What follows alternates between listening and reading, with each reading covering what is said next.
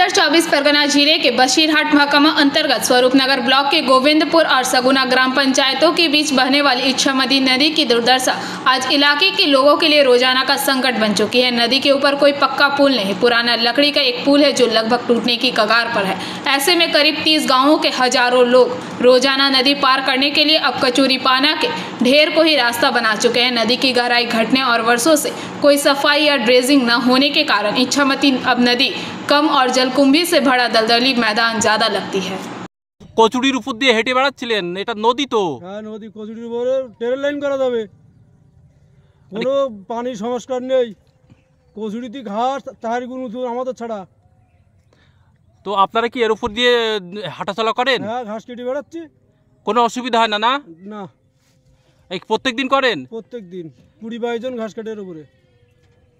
তো আপনারা খানিক আগে দেখলাম কচুরির উপরে হাঁটছিলেন, এটা তো নদী। নদী ঘাসে বন্ধ হয়ে গেছে। শুধু কি ঘাস নাকি অনেকে ঘাস কাটছে দেখছি? ঘাস কেটে গরু খাওয়াচ্ছে। কতটা মানে উঁচু হয়ে যাচ্ছে?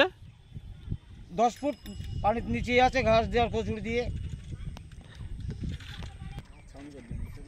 আপনারা কি চাই? Bureau report, PBTV news.